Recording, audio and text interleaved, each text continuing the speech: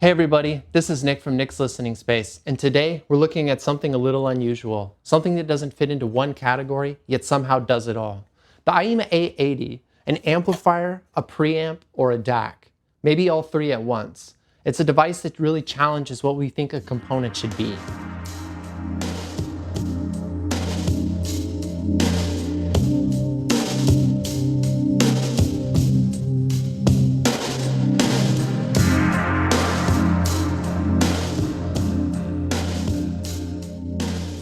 And over the next 20 minutes, I want to explore why that identity crisis might just be its greatest strength.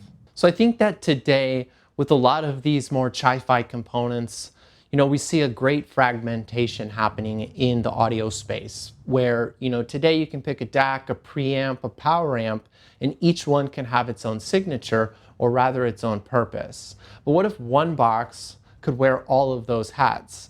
But instead of choosing a bunch of separate components, what if you could just start simple and then grow into whatever your system needs over time? So I think that the A80 sits at this intersection because it's a small and it's a surprisingly heavy, and it's packed with so many different features that it really allows you to decide how you want to use this component. And furthermore, it allows you to then create your own pathway for upgrades.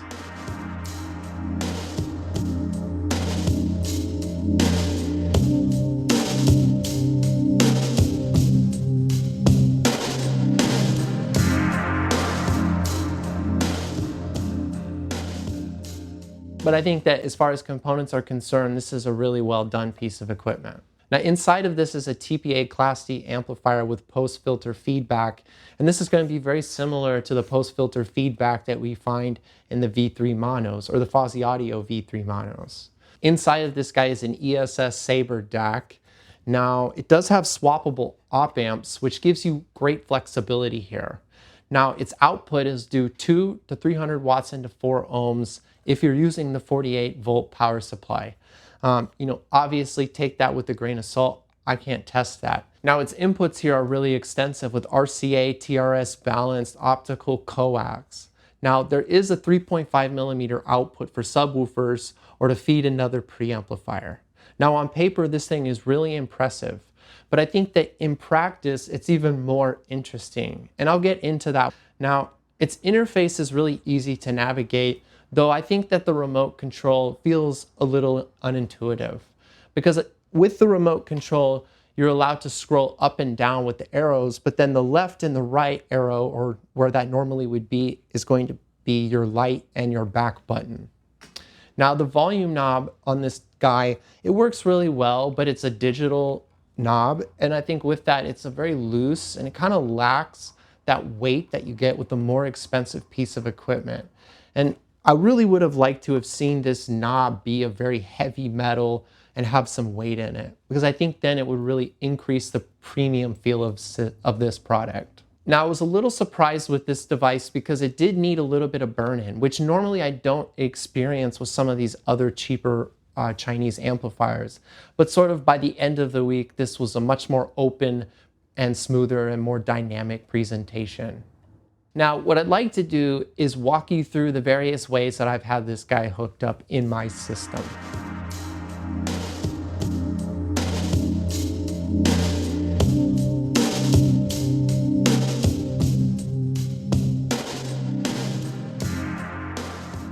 Now for this first listening setup, I want simplicity, I want a minimal footprint, and I want to maximize utility, because the A80 can be utilized as an integrated amplifier with an onboard DAC. So essentially, this is pretty much all you need aside from a pair of speakers and a streamer.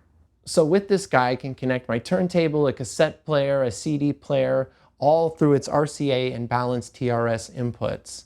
With its USB, optical, and coax inputs, you can, plug in your streamer or some other digital device such as your TV or a CD transport.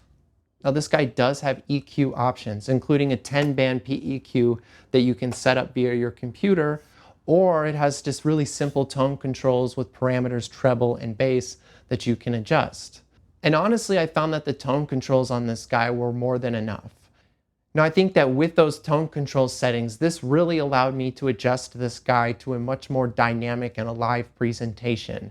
I think initially out of the box it was a little neutral, but especially with pop music, I was really blown away. And I think that the A80 here feels really neutral because it's not overemphasizing any of the highs or the lows. Yet I think its mid-range is really strong and detailed, and it's really dynamic.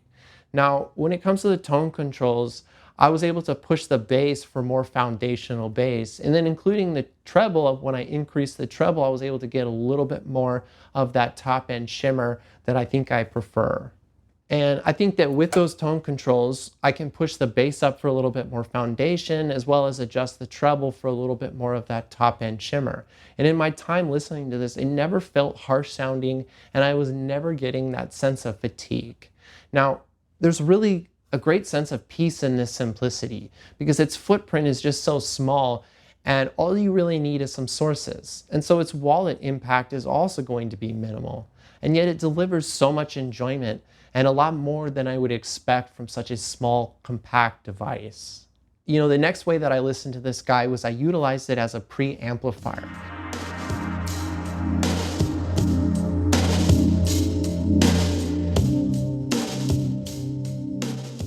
Now with its two analog inputs, we can connect up my turntable, or we can connect up a separate DAC, or both. Now this is a little bit less extensive than some of the preamplifiers that I've reviewed in the past, but enough for a single or dual source setup. This isn't going to be like a full-on hardcore preamplifier of sorts, but for most modern day setups, we really only need these 2 or 3 inputs. And so I paired this guy with my topping D53 via the TRS into the back of the A80. Now with the fixed volume on my DAC, the A80 controls the system. It becomes the brain of my entire setup. And this gives me a really clean, compact solution here, including tone controls. When I compare this to my Freya Plus, we're not going to get as many inputs, nor do we get the 3 different gain settings. It's not tubes. And one of the really cool things that I can do with my Freya Plus is with its multiple outputs, I can in theory run separate amplifiers out of that, or even run different subwoofers, etc. And so really, this is just a very pure, simple device with some very basic EQ options and some really cool VU meters to boot. It's just a very elegant function. Now the sound quality here is surprisingly good. While the Freya Plus has a much more open soundstage and possibly more holographic and three-dimensional, I think that the A80 remains this really engaging device with an incredible amount of palpability. Overall, I felt as though this was presenting itself more musical than analytical. And I think that for everyday listening, it's mostly an all-arounder, and it's going to be adequate for a wide genre of music. Now, Aiyima did send me the A80 for review, but I've had complete freedom with it, and all of my opinions are my own. Now, this isn't promotion, it's about understanding what this device is capable of and where it fits into your system.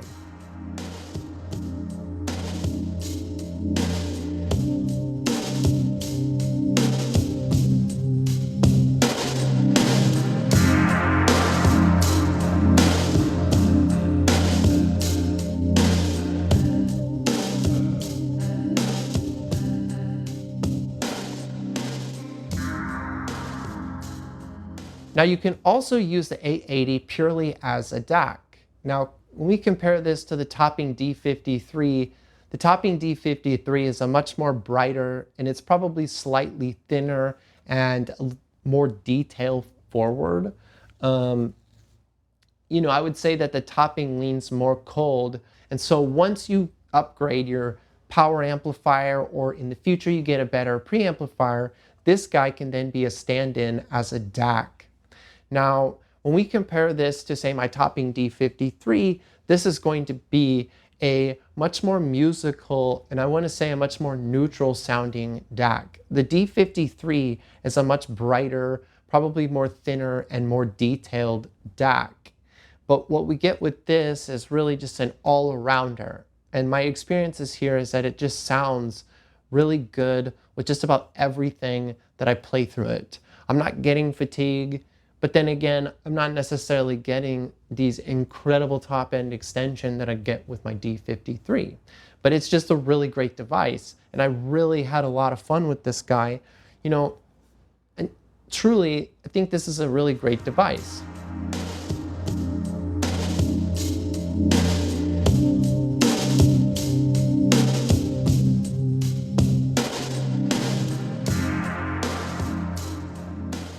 Finally, I want to talk about this guy as a power amp, because what we can do is we can feed a separate preamp, and then suddenly the A80 is now just pumping out 300 watts into my speakers. And so with this guy as an amplifier, this thing has a ton of grip and palpability, and it's incredibly clean low end. This is a very similar sound signature to the Fuzzy Audio V3 monos. Now, this is not going to be tube holographic. We're not going to get that sense of airy sweetness in the top end, or even that really full three-dimensional presentation of my line magnetic. But it's smooth, and it's forgiving, and it's immersive in its own way. Now, you know, this is really an amplifier that you can leave on all day without fatigue. And because of its clean Class D power, it's not going to suck up a whole lot of power in your house, and it's not going to put off a ton of heat. So what you're going to get here is an affordable, capable, flexible amplifier. And that flexibility is where its identity crisis becomes its virtue.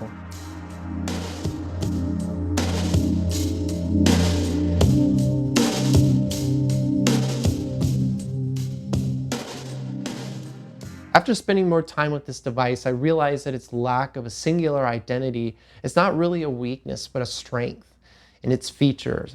And I think the reason why is because you can start with the A80 as that full integrated amplifier. And then later, as you upgrade to a better preamplifier or a better DAC or even a better power amplifier, you can then stretch your system and you can explore and upgrade your system around it.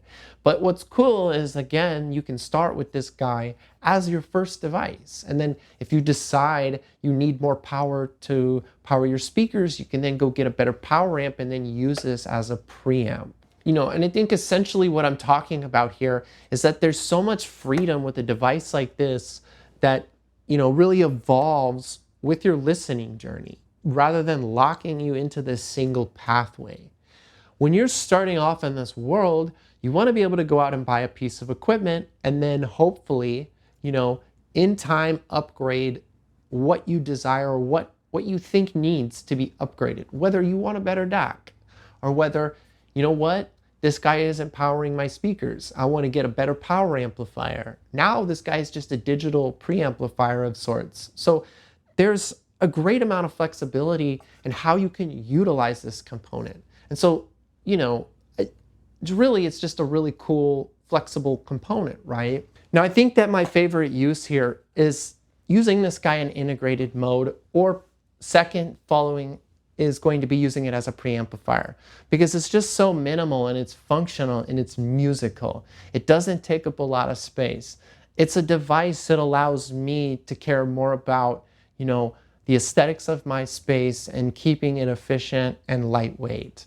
The A80 isn't trying to be perfect at any one thing, but rather in all of the use cases, I found this guy to be incredibly satisfying and great, right? And it's doing it so without compromising your wallet or your space. And so I just want to say thanks for watching, everybody. This has been the review for the Aiyima A80. And if you like this video, please comment down below what guy I should review next. And also, please hit that bell notification down below, and please leave a thumbs up, everybody. Thanks for watching. Bye-bye.